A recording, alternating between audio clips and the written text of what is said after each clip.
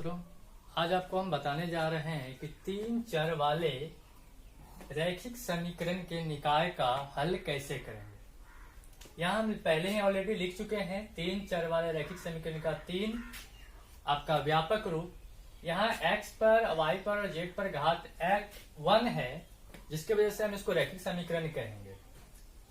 यहाँ हम लोग कंसीडर किए हुए हैं a इक्वल टू x का कोफिशिएंट लिख चुके हैं, y का कोफिशिएंट और z का coefficient. x equal to x y z, b equal to d1 d2 and d3। इस तरह से इसको हम शॉर्ट फॉर्म में लिख सकते हैं ax इक्वल टू b। इस तरह से हम इसको लिख सकते हैं। इस तरह के समीकरण दो भागों में विभाजित होते हैं। एक आपका कहलाता है नॉन होमोजेनियस सिस्टम, यानी कि असमघातीय निकाय। इसको डिफाइन करते हैं, यदि b does not equal to 0 तो रैखिक समीकरण निकाय नॉन होमोजेनियस होंगे। कहने का मतलब हुआ कि ax इक्वल टू b होना चाहिए, तो ये नॉन होमोजेनियस इक्वेशंस कहलाएंगे। यानी कि इसको हम इस फॉर्म में लिखेंगे। ये आपका जो फॉर्म है, ये आप ये देख पा रहे हैं, ये आपका नॉन होमोजेनियस फॉर्म है। यदि हम इसी का होमोजेनियस की बातें करेंगे, यदि b इक्वल टू 0 तो सिस्टम आपका होमोजेनियस होंगे। कहने का तात्पर्य ये हो गया कि ax इक्वल टू 0 यानी b इक्वल टू 0, तो d1 d2 d3 equal to 0। अर्थात हम लोग इसको इस तरह से लिख सकते हैं a1x plus b1y plus c1z equal to 0, a2x plus b2y plus c2z equal to 0, a3x plus b3y plus c3z equal to 0। ये फॉर्म है आपका होमोजेनियस का। होमोजेनियस यानी समघातीय, चर पद पर समान घात होंगे। देख लीजिए यहाँ पर आपका d1 d2 था, जिसमें अगर कोई भी चर हो तो उस चर पर आपका शून्य घात होगा, यानी कि सभी में इस चर पर समान घात नहीं है, इसलिए नॉन होमोजेनियस सिस्टम आपका कहलाए और होमोजेनियस सिस्टम कहलाए। तो इस तरह का जो आपका जो इक्वेशन सिस्टम होते हैं, उसके दो तरह के प्रायः हल होते हैं। एक कहलाता है आपका कंसिस्टेंट, यानी कि संगत। ये चीज ऑलरेडी आप लोग मैट्रिक में भी पढ़ चुके हैं कि संगत कब होता है। संगत होने के लिए समीकरण निकाय का जो हल है वह दो तरह का होना चाहिए, या तो अद्वितीय, जिसको हम लोग अविरोधी भी कहते हैं, यूनिक इन इंग्लिश। उसके बाद अनेक हल, एक नहीं अनेक हल, इन्फिनाइट सॉल्यूशन। तो ये दो अवस्था है जब आपका जो है निकाय कंसिस्टेंट कहलाता है, अनेक हल होने पर और अद्वितीय हल होने पर। अद्वितीय हल का मतलब हुआ केवल और केवल एक हल। दूसरा होता है इनकंसिस्टेंट। इनकंसिस्टेंट यानी कि असंगत। और असंगत के लिए जो आपका कंडीशंस है कि समीकरण युग्म का कोई भी हल नहीं होगा। जब आपका समीकरण निकाय का अद्वितीय हल होता है या अनेक हल होते हैं तो आपका कंसिस्टेंट होंगे। यदि समीकरण युग्म का आपका कोई हल नहीं होते हैं तो इनकंसिस्टेंट होंगे, यानी कि इसके लिए केवल एक ही शर्त है कि कोई हल नहीं। यह आपका विरोधी भी कहलाता है, दूसरे शब्द में उसको विरोधी कहते हैं। तो ये था आपका मूल बातें जो आपको जानना जरूरी था। अब हम लोग ये जानेंगे कि इन समीकरण को हल हम लोग कितने तरीके से कर सकते हैं। 12th और ग्रेजुएशन के लिए ये सबसे ज्यादा महत्वपूर्ण है। तो यहाँ पर इसका हल करने की जो विधि है, उन विधियों में यदि हम नॉन होमोजेनियस सिस्टम की हल करने की बातें करें तो नॉन होमोजेनियस सिस्टम के लिए हल करने की विधि आपकी 3 विधि है। पहला क्रेमर्स रूल, जिसको हम लोग डिटरमिनेंट मेथड भी कहते हैं। Determinant method. दूसरा होता है आपका मैट्रिक्स मेथड, जिसको हम लोग इनवर्स मेथड भी कहते हैं। तीसरा होता है आपका रैंक मेथड, और ये रैंक मेथड जो है ये आपका ग्रेजुएशन के लिए लागू होते हैं। 12th में रैंक मेथड नहीं आता। ये 2 मेथड आपको पढ़नी पड़ती है 12th लेवल पे, क्रेमर्स और मैट्रिक्स मेथड, जिनमें ज्यादातर मैट्रिक्स मेथड स्टूडेंट सीखते हैं। अगर होमोजेनियस की बातें करें, जैसे होमोजेनियस में भी आपका क्रेमर्स रूल लागू होता है, परंतु होमोजेनियस के लिए जो है आपका 2 ही मुख्य मेथड है, जिनमें आपका है मैट्रिक्स मेथड हल करने का, और दूसरा मेथड है आपका rank method.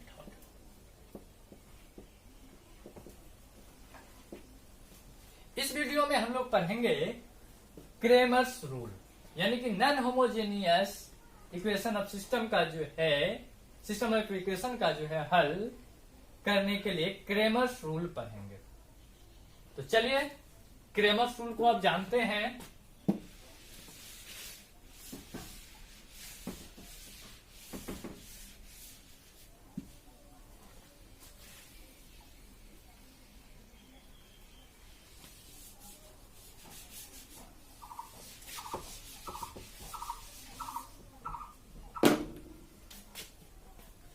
Cramer's rule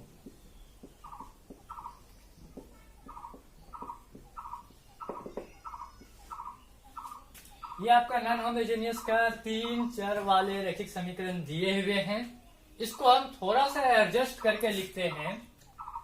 x y z 1 a1 a2 a3 b1 b2 b3 c1 c2 c3 d1 d2 d3। अब जो है हम लोग यहाँ पे क्रॉस मल्टीप्लीकेशन का सहारा लेते हैं, और x अपॉन x जब लिए तो x को ये पूरा ढक दीजिए और इनको ढक दीजिए, जो शेष बचा उसे नीचे लिख दीजिए अच्छी तरह से, इस तरह से। तो देख लीजिए आपका क्या बचा, b1 b2 b3 c1 c2 c3 d1 d2 d3। यहां से आपको यह ज्ञात हो रहा है कि जो चर आप ले रहे हैं उसके नीचे का जो है आपको, आप उसको छोड़ देते हैं और बाकी सारे को लिख लेते हैं। वैसे अगर मैट्रिक्स की दुनिया में हम लोग चले तो ये आपका एलिमेंट्स A11 कहलाता है, ये 1 2 ये 1 3 और ये 1 4। 1 1 2 इवन हो गया, यानी कि सम हो गया, सम हो गया तो यहाँ पॉजिटिव साइन हो गया। यहाँ आपका विषम हो गया तो नेगेटिव साइन हो जाएगा y, और y के कोएफिशिएंट को छोड़ दीजिए, बाकी लिख दे दीजिए C1 C2 C3 D1 D2 D3। Minus आने का वजह है 2 1 3, विषम हो गया जिसकी वजह से हम माइनस, 3 1 4 प्लस हो जाएगा z। अब z के गुणांक को छोड़ेंगे, यानी C1 C2 को छोड़ेंगे, बाकी शेष को लिखेंगे। तो हो जाएगा A1 A2 A3 B1 B2 B3 और D1 D2 D3। यहां देख लीजिए 4 1 5 -1 हो जाएगा, और अब जो है ये D1 D2 हट जाएगा, A1 A2 A3 B1 B2 B3 C1 C2 C3। आगे चलकर थोड़ा सा और हम लोग कंसीडर कर लेते हैं x अपॉन, ये सारे को हम लोग मान लेते हैं डेल x, ताकि आसानी होगी लिखने में, माइनस y, इसको लिख लेते हैं del y, z del z और -1 डेल, इसको डेल सपोज कर दिए। अब जो जितने भी वेरिएबल्स वाले टर्म्स है उसको कांस्टेंट वाले टर्म्स से हम लोग कंपेरिजन करके देखेंगे। तो आपको मिलेगा x upon del x equal to -1 del minus y upon del y equal to del z del -1 upon del, ये आपका डिटरमिनेंट फॉर्म है, z upon del z equal to -1 upon del. अब इसको एडजस्ट कर लीजिएगा तो x इक्वल टू हो जाएगा minus del x upon del, y equal to हो जाएगा del y upon del, because ये माइनस माइनस कैंसिल हो गया, और z इक्वल टू हो जाएगा डेल z अपॉन डेल।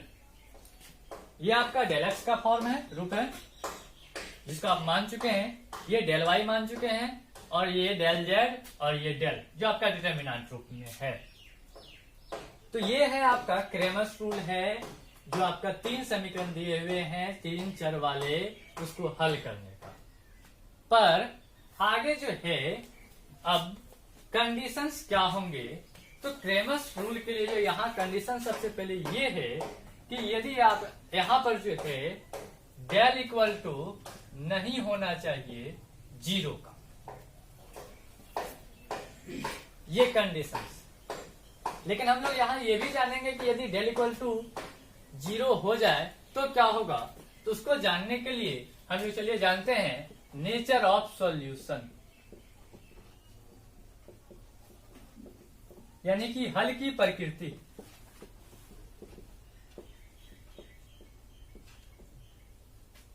सबसे पहली बात तो ये, यदि डेल नहीं हो बराबर 0 का, तब जो है आपका समीकरण निकाय का जो है अद्वितीय हल होगा। निकाय का अद्वितीय हल होगा। अद्वितीय हल का मतलब हो गया यूनिक सॉल्यूशंस, यानी ये कंसिस्टेंट होंगे। चलिए दूसरा पॉइंट में आप ये जानते हैं कि यदि डेल इक्वल टू हो जाए 0 तो क्या क्या संभावनाएं बनती है। जब डेल इक्वल टू 0 हो जाए तो हम लोग फोकस करेंगे 3 चीजों पे, डेल एक्स, डेल वाई और डेल जेड। उनमें से यदि डेल एक्स या डेल वाई या डेल जेड, इनमें से कोई भी अगर 0 नहीं हो तो निकाय का यानी कि सिस्टम का जो है कोई हल नहीं होगा, कोई हल नहीं होगा। इसका तात्पर्य यानी कि ये विरोधी होंगे, विरोधी होंगे, या आप कह सकते हैं इनकंसिस्टेंट होंगे, यानी कि असंगत। शर्त यह है कि इन तीनों में से डेल एक्स, डेल वाई या डेल जेड में से कोई एक भी यदि आपका 0 के बराबर नहीं हो तो आपका निकाय का कोई हल नहीं होगा, यानी कि असंगत होंगे, विरोधी होंगे। चलिए दूसरा कंडीशन ये है कि यदि del x equal to del y equal to del z equal to हो जाए 0 तो निकाय का अनगिनत हल होंगे। निकाय का अनगिनत हल होंगे, यानी कि ये भी आपका कंसिस्टेंट होंगे। इसके बारे में ऑलरेडी पहले ही जानकारी दे चुके हैं हम आप लोगों को। तो ये शर्त था जब डेल बराबर आपका 0 हो जाए तो कंसिस्टेंट यानी कि संगत होंगे। और द्वितीय को हम लोग अविरोधी भी कहते हैं। तो ये आपका था कि यदि आपका नॉन होमोजेनियस इक्वेशन दिया हुआ हो तो आप उसको क्रेमर्स रूल से कैसे हल करेंगे, कैसे जानेंगे कि अद्वितीय हल है, कैसे जानेंगे कोई हल नहीं, या कैसे जानेंगे कंसिस्टेंट है या इनकंसिस्टेंट है। लेकिन यदि आपको होमोजेनियस इक्वेशंस दिया हुआ हो तो आप क्या करेंगे। होमोजेनियस इक्वेशंस का मतलब हो गया कि आपका d1 d2 की जगह जो है हो जाएगा 0, यानी इसकी जगह आपका हो जाए 0। यह आपका होमोजेनियस इक्वेशंस कहलाते हैं। इस होमोजेनियस इक्वेशंस के लिए आपका देख लीजिए क्या शर्त है, क्या कंडीशंस है, ये जान ले तो हम लोग डेल बराबर लिख लेते हैं यहाँ पे A1 A2 A3 B1 B2 B3 C1 C2 C3,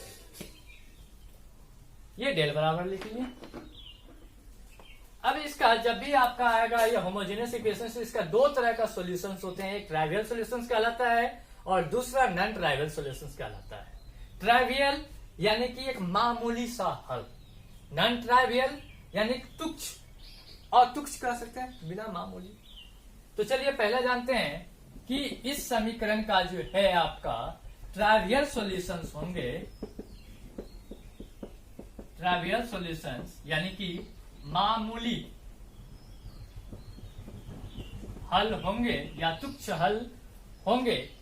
इसके लिए शर्त आपका होता है कि ये डेल इक्वल टू नहीं होना चाहिए जीरो का। अगर डेल इक्वल टू जीरो नहीं हुआ तो आपका ये ट्राइवियल सॉल्यूशन जो है x बराबर y बराबर z बराबर 0 जो आपका एक अद्वितीय हल भी आप कह सकते हैं। ये जो डेल माने वो जीरो नहीं होना चाहिए, ट्राइवियल सॉल्यूशंस के लिए ये शर्त है। और आपका एक्स वाई जेड का जो वैल्यू मिलेगा वो जीरो मिलेगा, या ऑब्जेक्टिव टाइप में आप डायरेक्ट हिट कर सकते हैं।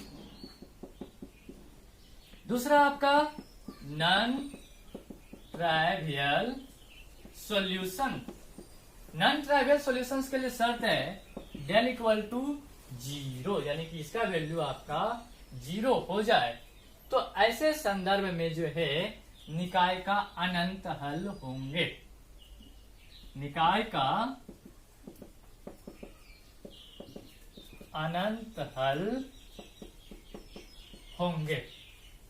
ये आपका अतुच्छ, हिंदी कह सकते हैं अतुच्छ हल।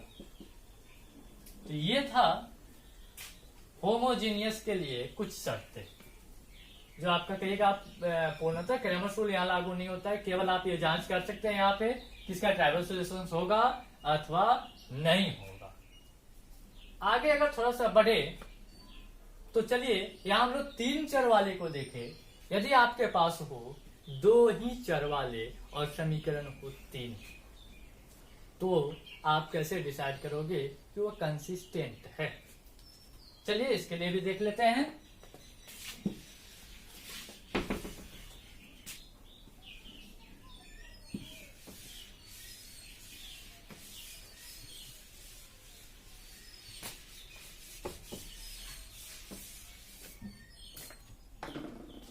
अगर दो चर वाले ही हो, यानी कि इस तरह से कुछ फॉर्म है a1x plus b1y equal to c1, a2x plus b2y equal to c2, a3x plus b3y equal to c3, तो इसका कंसिस्टेंट यानी कि संगत होने के लिए जो शर्त है वह शर्त है कि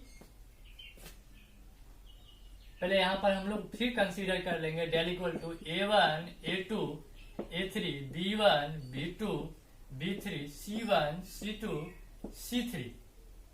निकाय कंसिस्टेंट होंगे, निकाय कंसिस्टेंट होंगे यदि यहां पे डेल इक्वल टू हो जाए जीरो।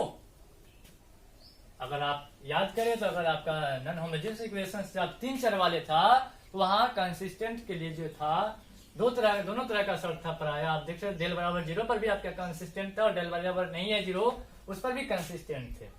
लेकिन जब आपका दो चर वाले तीन समीकरण हो और आप इसका डिटर्मिनेंट निकाले, डिटर्मिनेंट फॉर्म होंगे, सॉरी इससे पहले भी अगर लिखेंगे तो डिटर्मिनेंट फॉर्म होंगे, लिखने में मिस्टेक हुई होगी। तो डेल इक्वल टू होना चाहिए आपका जीरो, तो वह कंसिस्टेंट होंगे। अब इसका हल जो करनी है आपको, तो हल करने के लिए हम लोग पहले ऐसे दो समीकरण लेकर के आप बीजगणन की विधि अपना सकते हैं।